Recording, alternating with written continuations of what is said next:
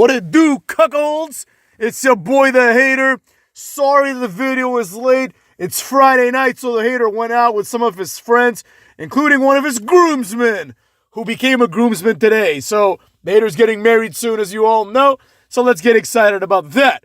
Now, with that being said, I then came back home and watched Smackdown, because I do it for the people. No matter how late it gets, the Hater delivers. The Hater does it like he says he's gonna do it. Now let's get through the show segment by segment because it was terrible. First up, Cody Rhodes comes out to cut a preliminary promo that nobody cares about, where he says Kevin Owens should be worried about him. They've been saying this for 2 months now. I could give a rat's ass about this match. I don't even care if it happens. Quite frankly, nobody gives a shit about Cody Rhodes versus Cody Owens. They're both jobbers. They're both uninteresting. And I will point out that Cody Rhodes was looking extra old today. Maybe they didn't put the makeup on his face, or maybe he smeared it while he was playing with his tattoo. But nevertheless, this was complete garbage. The Hater hated it. Joe Tessitore is there, adds nothing to the segment. 10 minutes have gone by. Segment 2. Pretty Deadly, who somehow still have jobs, have a discussion with DIY. The entire relationship between these two tag teams is predicated on the reality that DIY are supposed to be these manipulators and that Pretty Deadly are two retards, right? They're two dumbasses that don't see that they're being used. I don't like when dumb characters are played in wrestling, but I will say that if it's going to be Pretty Deadly, that makes sense because they kind of are goofballs anyways. They're upset at the lack of quid pro quo. Legado del Fantasma come out for no reason. Berto looks like shit. Motor City Machine Guns come out to their horrible ass theme. This has to be one of the worst themes of all time. Raise your fist. Raise your fist. Like they probably thought when they made this horrible theme that the fans would get into it. But the reality is the Machine Guns are not over at all. Nobody cares about them. The novelty of them being on WWE finally has already worn off and nobody could care about them ever again. But nevertheless, they come out, they hit the skull and bones on the Pretty Deadly guys, and they win. Nobody cares at all. It's not a big deal. I don't even remember this match happening, even though I just watched it. Miz comes to Nick Aldis' office in the next segment and starts talking like the Miz. He's like, I'm a star, blah, blah, blah, blee, blee, blee. Nick Aldis says, you're now on Smackdown, cuckold. Now that's how that is. That's how that's going to be. I don't know who the hell is going to Raw, but basically everyone seems to be going to SmackDown. In addition, the transfer window, it's like there's been no explanation as to how this shit works out. Like if you're watching this, you're like, why the fuck is The Miz on SmackDown, given that he's had like 3 matches this year on Raw? Why would anyone get him? Was he traded? How did he arrive here? Right? Nevertheless, The Miz is afraid of the Wyatts, who are now on SmackDown. I don't know why he's afraid, because the Wyatts are going to show up once every 7 weeks and be jobbers. I can't believe I'm saying this, especially given my last video, which was about the Wyatts largely. The Wyatts are garbage. The Miz continuing this feud on a different show now is just embarrassing and pathetic. And quite frankly, I fucking hate the Wyatts so much that I don't want to see this ever again. While he's there, we move on to the next segment.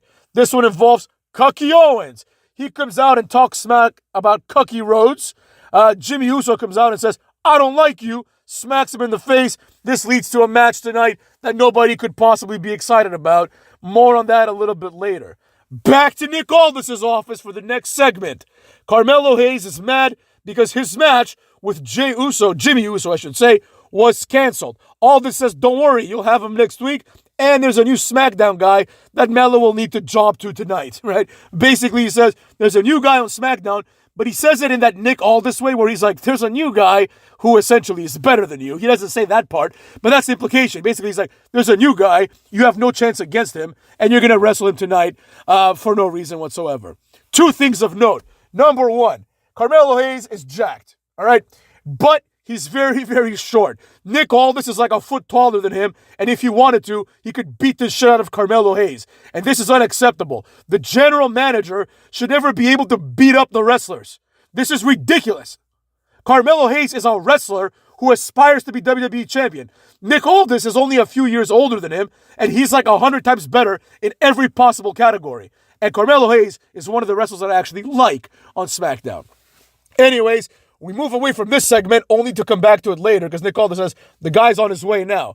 But we have a match. It's B-Fab, who's one of the worst wrestlers of all time, and Michin, who's all right, versus Piper Niven and Chelsea Green. Now, I don't know why this match needs to be for the, this feud needs to be for the U.S. title. Just make these two tag teams that are going after the women's tag team titles. Simple as that, cucks.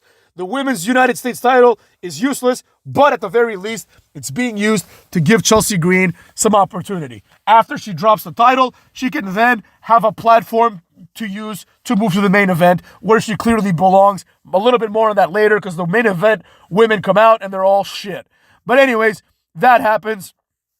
B-Fab and Michin pull out the win. It was a pretty decent finish, I will say. Michin basically drops Piper Niven on her fat ass. She's got a fat ass. And then afterwards, Michin hits the eat defeat and pins Chelsea. Simple as that.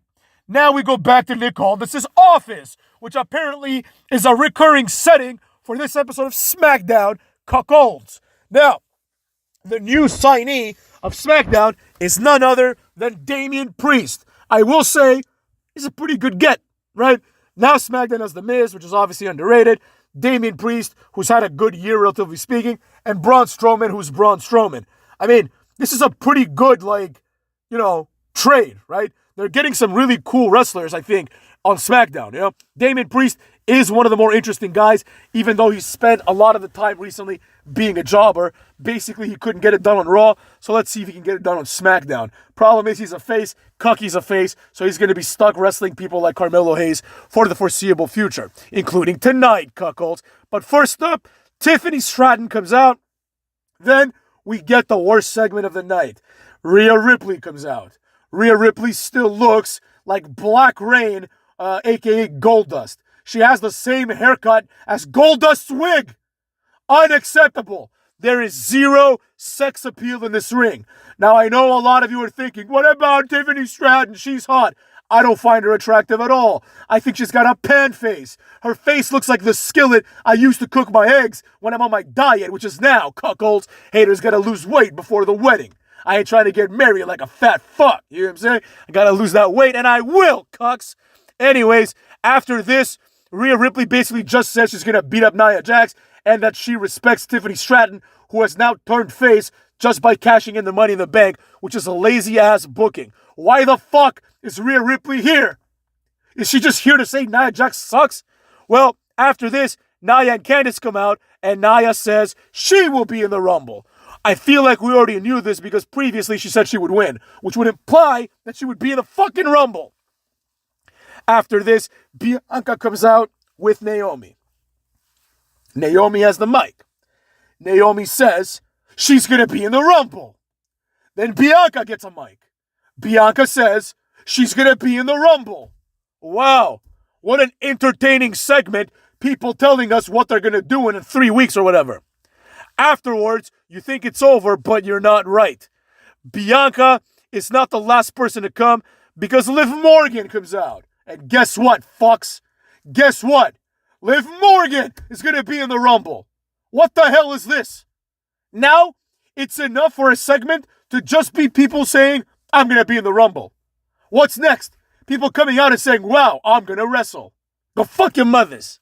Anyways, this leads to a match because there's a brawl.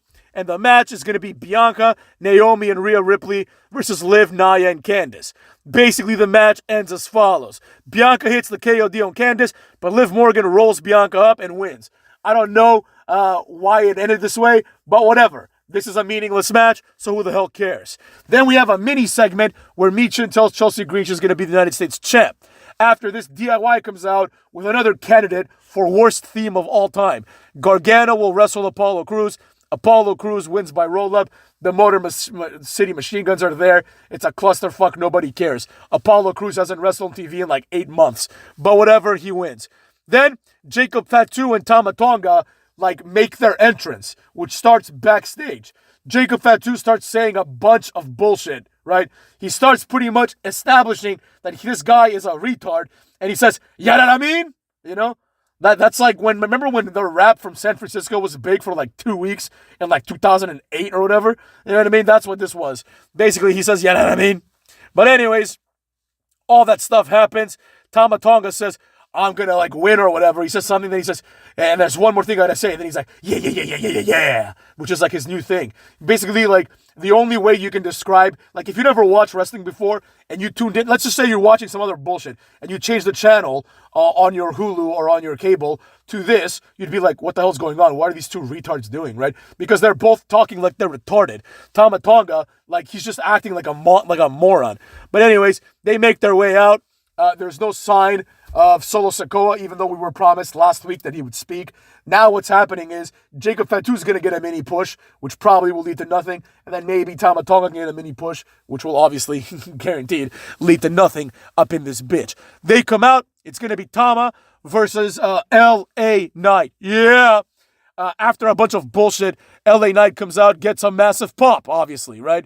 I don't know what more LA Knight has to do to get over. I don't know why he's not the champion. Quite frankly, you could just take LA Knight, make him the champion, and have Cody Rhodes feud with Tama Tonga. It makes a lot more sense. LA Knight is better than Cody Rhodes at everything. But anyways, nevertheless, we get what we get and we don't get upset. LA Knight comes out, cuts a promo burying both of these jobbers. This is also silly because LA Knight is jacked and massive compared to these two guys.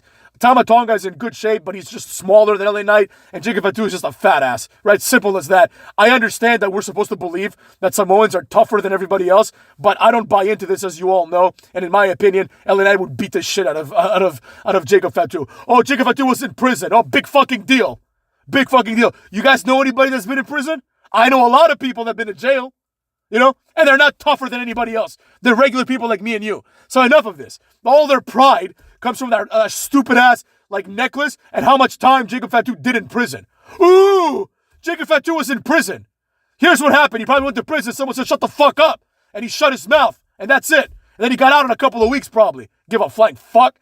Anyways, Jacob Fatu, I will give him some props. And the reason I will give him some props is because he tries. You know? He tries. He's limited by who he is and his capabilities, but he tries. And I gotta give him props. You know, the way that this year has been going, it's been a shit year. If Jacob Fatu had like an actual storyline where he wasn't a lackey retard whose entire gimmick is, "I'm a tough guy because I went to prison and I'm Samoan," then I could get behind him. Because he tries. And that's sometimes enough. But it's not enough today. It's also not enough today for Tama Tonga, who got 3 the hard way, with everybody saying, L.A. Knight. Yeah, L.A. Knight hits the megastar elbow. He tries to go for the BFT. Jacob Fatu gets on the apron. LA Knight pushes him off. Tama Tonga does a roll-up. LA Knight kicks out. BFT, 1, 2, 3 the hard way. Then Jacob Fatu starts beating his ass. Throws him on the announce table with a Samoan drop. Starts headbutting him. Braun Strowman comes in. It's going to be him versus Jacob Fatu at Saturday night's main event. That's actually compelling. I'm actually going to enjoy that. Only because, obviously, Jacob Fatu is almost certainly going to win, or there's going to be a screwy finish. And I just want to see how they even justify this, because Braun Strowman would completely annihilate this guy in 10 seconds. It wouldn't even last 10 seconds. Braun Strowman would just grab him with one hand, punch him in the head once, and that's the end of that. That's the end of that hospitalization. That's what would happen, you know what I mean? But in the make-believe land of wrestling, Jacob Fatu can just no-sell everything, super kick him, hit the fucking impaler DDT, which he botches every single time. Then he can do the moonsault that Tiffany Stratton does better than him, and that's going to be the end of that match.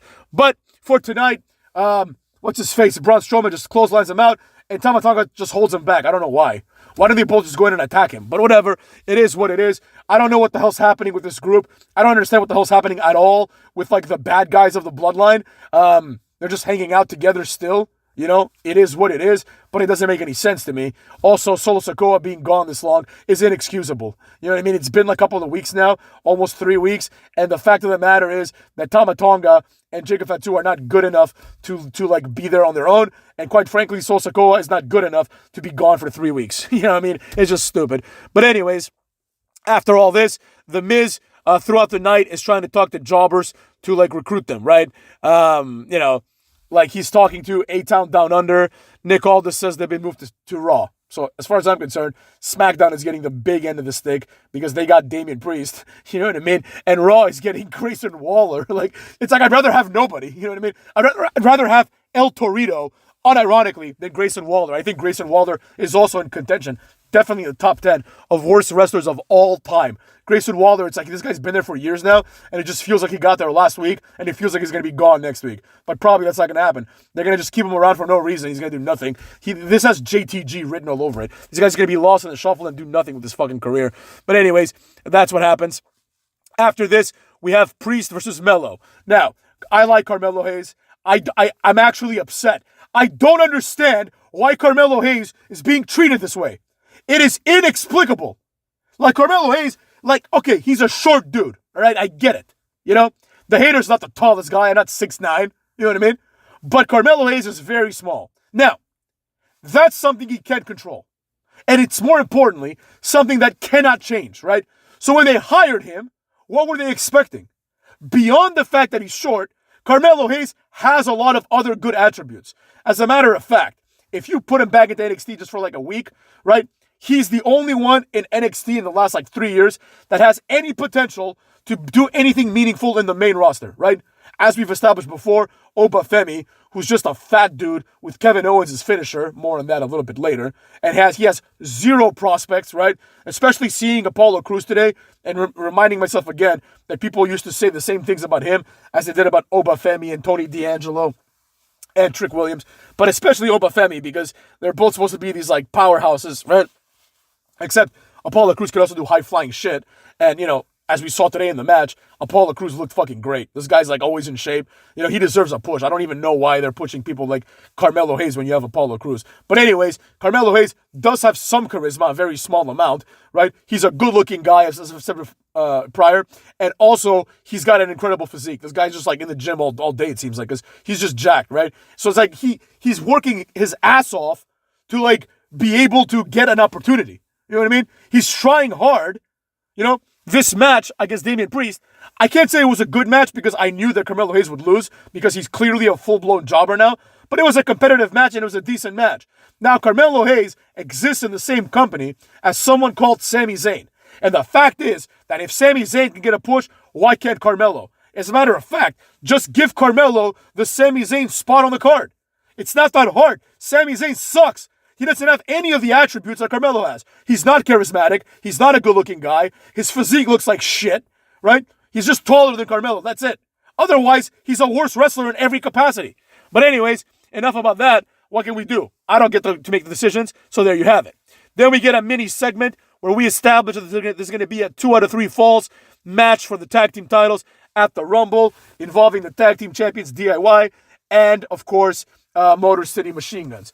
Absolutely no one gives a flying fuck about this. Ain't nobody got time for this. I mean figuratively, but also literally. The Royal Rumble is already kind of cut short by the fact that there's 2 matches that each last about an hour and 20 minutes, let's say, right? So we don't have time for the 2 out of 3 falls. It's going to be like 1 minute, 1 fall, 1 minute, 2 falls, another 8 minutes, the 3rd fall, right? The fans are probably going to boo and get bored. Maybe not boo, but they're going to be bored out of their minds. Then we get another segment of The Miz trying to recruit people. He's trying to recruit Andrade, but Andrade doesn't speak English at all, despite being in this country for like 10 years. So I didn't understand what he said, so I don't give a flying fuck. It's as simple as that. I'm not making any more efforts to understand Andrade anymore. Fuck that shit. Learn English or fuck off. Straight up. I don't understand what the fuck he's saying. He's like, like Miz is like, look, the Hater's an immigrant, so the Hater gets it. English is not the Hater's first language. And immigrants have this thing, people that don't speak English well, have this thing where they always laugh when they don't understand what the fuck's going on. Andrade has no fucking idea what's happening. Like, I guarantee you that the things the Miz said to Andrade, like the guy that plays Andrade, basically, like, he didn't understand it. So he's just like laughing. He's like, I have an idea. And then he says some other shit that I don't understand. The Miz pretended to understand. Nothing came of it. Nobody could give a flying fuck. Andrade doesn't deserve to have a job. If you cannot cut a promo, you do not deserve an opportunity in the WWE. I'm sorry. We've tried that too many times, and then everyone has failed. Everyone that can't cut a promo ever has failed, except for maybe the Great Khali, but, you know, because he was a world champion. But the Great Khali, I mean, look at the Great Khali, and then look at Andrade, and you know all there is to know. But basically, after this, Jey Uso comes out, and he just, like, copies Sorry, Jimmy Uso. You have to forgive me, motherfucks. It's late. I'm tired. Jimmy Uso looks exactly like Jey Uso except for the haircut. And he comes out and he does the yeet like to Miz for no reason, right? This is fucking embarrassing. Jimmy Uso, all he's doing is ruining his brother's, capacity to stay over, right? Jey Uso got himself over. Jimmy Uso can't. So he has to just copy the catchphrase of his brother. This is unbelievable. How is this even allowed? Imagine if during the Attitude Era, this would be hilarious actually. If Taka Michinoku came out and said, if you smell, basically it's what Juventud Guerrera and Psychosis would do when they would copy The Rock, but that was on a different show, and that was obviously a parody. This is not a parody. This is just this is straight up Jimmy Uso plagiarizing Jey Uso because he has no personality. He fucking sucks. At this moment, Carmelo Hayes comes out, and he says to Jey Uso, it's going to take a lot more than 4 moves to beat Kevin Owens. In other words, Carmelo Hayes and the Hater are on the same side. In the side that every Samoan has a 4-move Samoan moveset, and this is not sufficient. Jey Uso says, it'll take me less moves to beat you. He's like, it'll only take me 3 moves to beat you next week, which is probably exactly what's going to happen. Carmelo's going to lose to Jimmy Uso. He's way under the card compared to Jimmy Uso. So there you have it. Then we have a match. It's Jimmy Uso versus Kevin Owens. And Tessitore explains that Jimmy Uso has never had a singles title and that Jey Uso has had 1 singles title. In other words, he has no chance to beat Kevin Owens. The match, for what it was, a match involving a Samoan, was a pretty decent match. Basically, Jey Uso did the Samoan moveset. They both did super kicks, thereby cheapening the sweet chin music. In the end, Kevin Owens basically knocks Jimmy Uso off the top rope, and they keep trying to call Jimmy Uso Big Jim, which quite frankly just doesn't fit. But anyways, Owens hits the Papa Powerbomb, which is the same move as Obafemi, which means Obafemi needs a new finisher. Fuck out of here, you know what I'm saying? That's how that's going to be. Then afterwards, after beating Jimmy Uso, Kevin Owens starts beating his ass post-match, and then Cody Rhodes comes out and they fight. Now, here's where I want to say something. I was under the impression, obviously I was wrong, but I was under the impression that tonight was going to be Shawn Michaels coming in and doing a meeting or a moderation between Cody Owens and Cody Rhodes, right? Turns out that's not the case. Turns out this is going to happen at Saturday Night Main Event. So at Saturday Night Main Event, which is called Saturday Night Main Event, we're going to have the world champion in a contract signing. Of course, why wouldn't we have a contract signing? All these guys have done is sign contracts. I fucking hate Cody Rhodes. All this cocksucker does is he signs contracts and cuts shit promos. This is unacceptable. They've already signed a contract. Now they gotta sign the addendum. And for some fucking reason, Shawn Michaels has to be there. Maybe he gets package pile drive and Cody Rhodes is all concerned about him. That's the best case scenario. Worst case scenario, both Cocky and Cocky both cut a promo. Shawn Michaels cuts a promo, and that's it. Maybe we see yet another brawl. So this Raw, and by Raw I mean SmackDown, this SmackDown was a disastrous disappointment. I was not entertained even for 1 second during this show. I hated it all from beginning to end, so go fuck your mothers.